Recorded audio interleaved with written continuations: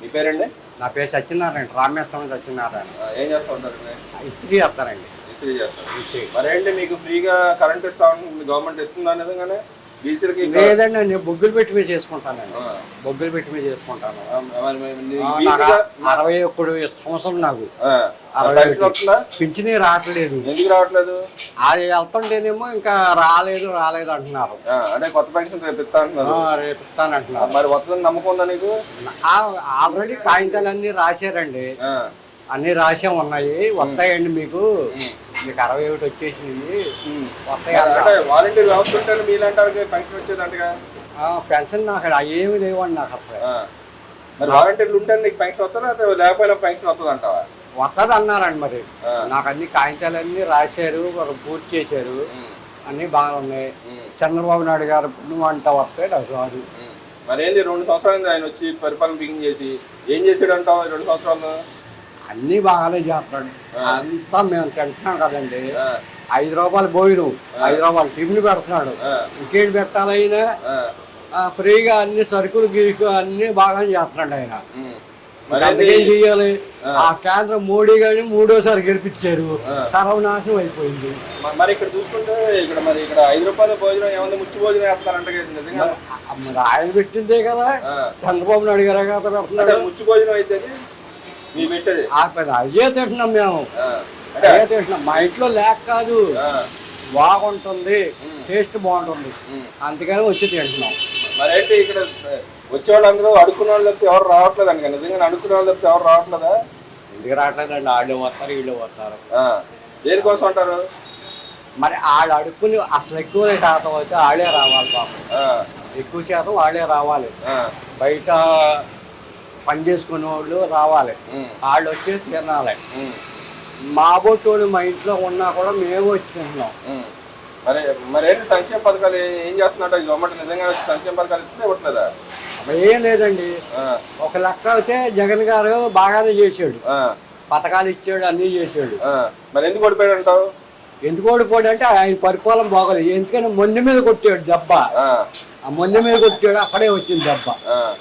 మరేంటి ఈ రోజు కూడా మళ్ళీ నేను వస్తానని చెబుతున్నాడుగా. మరి ఆయన వచ్చినప్పుడు కదా, ఇంకా 3 ఏళ్ళు ఉంది కదా, అయ్యో 3 ఏళ్ళు ఉంది. ఈ గవర్నమెంట్ పడిపోద్ది అంటున్నారు కదా, అసలు పరిపాలన చేయటం. ఆ గవర్నమెంట్ ఏం పడదండి, వస్తుంది మళ్ళీ అదే వస్తుంది. చంద్రబాబు నాయుడు మళ్ళీ నెక్స్ట్ మే నెలగా, ఇది జూన్ కదా, మళ్ళీ వస్తాం, నెక్స్ట్ లో పెడతాడు, అన్ని పథకాలు పెట్టేస్తాడు. మరేంటి ఆయన పట్టణ అంటాడు, వీళ్ళని అభివృద్ధి సంక్షేమం అంటారు, ఏది మంచిది అంటావు? పెట్టాడు కదా, ఆ పిల్లలకి, స్కూల్ పిల్లలకి పెట్టాడు కదండి. స్కూల్ పిల్లలు పెట్టాడు చాలు, ఆడ బాగా ఉంటారు కష్టపడకుండా. మా బొట్టాళ్ళు అంటారా, మాకు ఇస్త్రీ చేసేవాడు 10,000 వేసేవాడు జగన్ గారు. ఈ చంద్రబాబు నాయుడు గారు ఏమి వేయలేదు. ఎందుకని ఇస్తాను చెప్పాడు కదా, మరి ఇవ్వట్లేదా? ఆయన ఇవ్వలేదండి, ఆయన ఇవ్వలేదు, ఏం అడగలేదు. అంటే మరి ఉపాధి అనేది కల్పిస్తాను చెబుతుంది గవర్నమెంట్, ఉపాధి కల్పించే విధంగా ఏమైనా చేస్తుందా? మనం ఏం చేస్తలేదండి. అంటే మీరు కాదు, జనరల్ గా పబ్లిక్ మేము ఉపాధి కల్పిస్తామని చెప్పి గవర్నమెంట్ చెబుతాం. ఏం తట్టుకుంటాడండి పాపం, అప్పులు చేసి పెట్టేసాడు ఈయన జగన్ గారు. ఈయనేం తట్టుకోలేసి వస్తున్నాడు, ఏం చేస్తాడు? అటు పావులు కరగాల, కప్పలు కరగాలా, అలా కదండి. మరి నీలాంటి ఇప్పుడు అప్పులు తెచ్చాడు అంటున్నా, నీ నాటి మీద ఏమన్నా డబ్బులు, ఏమన్నా ఎక్స్ట్రా డబ్బులు వేస్తున్నాడా? ట్యాక్స్ లాగుతున్నాడా? లేదండి, ఏమి లేదు. గతంలో అసలు ఏమి లేదు. అసలు ఈయన వచ్చిన కాడించి బిళ్ళ అంటే ఏమి లేదు, అసలు ఏమి లేదు. అసలు నువ్వు లెక్కలు అయితే జగన్ గారే బాగా వేసాడు, కానీ ఆయన మంది మీద తినేసాడు బాగా, మళ్ళీ తినేసాడు. సొంత ఇక్కడ సొంత ఎమ్మెల్యేలే కల్తీ లిక్కర్ తయారు చేశాడు, నిజమేనా? ఈయన మంచిదే చేస్తున్నాడు. మరి ఆయన కల్తీ లిక్కర్, ఆయన అప్పు ఆయన తాగినాక మంచి మైండ్ కూడా దిగేసింది. ఆయన తాగింది అంత మైండ్ కూడా పోయింది.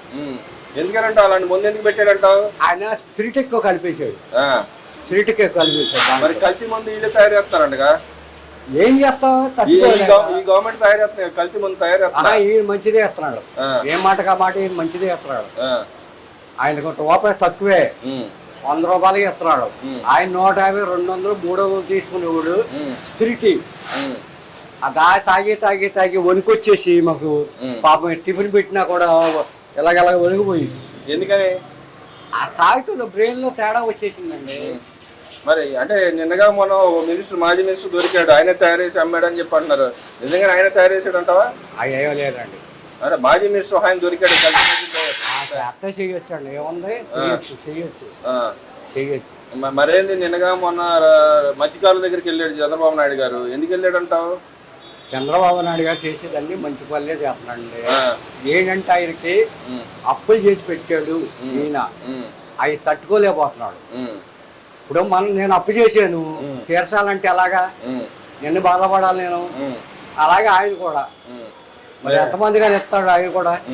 మరేంది పెట్రోల్ ఛార్జీలు ఈ గవర్నమెంట్ వచ్చిన తర్వాత పెంచారంటే అంతకుముందు ఎప్పుడు పెరగలేదంటగా?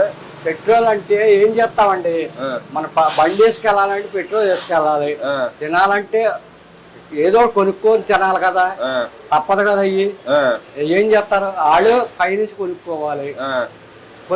మరి ఏం చేస్తారు వాళ్ళు, మాత్రం ఏం చేస్తారు? అంటే నిజంగా మరి పంచకూడదంటే పంచాలంట పెట్రోల్ ఛార్జీలు. పెట్రోల్ ఛార్జీ అంటే కేంద్రం పెంచింది, అది కేంద్రం పెంచింది. అది కేంద్రం మోడీ గారు గారి మూడోసారి గెలిపించారు కాబట్టి ఆయనకి గర్వం ఎక్కువైపోయింది, బాగా పెరిగిపోయి పెంచేసుకుంటున్నాడు ఆయన. ఆయన చేతిలో ఉందంట అసలు పెట్రోల్, ఆయన చేతిలో ఉంది అంతాను, ఆయన చేతిలో ఉంది, అక్కడి నుంచే రావాలి. మరేంది నెక్స్ట్ రాబోయే గవర్నమెంట్ నేనే పాదయాత్ర చేస్తా అని చెప్పి జగన్మోహన్ రెడ్డి గారు అంటున్నారు. మరి నిజంగానే ఆయన పాదయాత్ర చేస్తే మళ్ళీ గెలిపిస్తారా? ఎవరిని?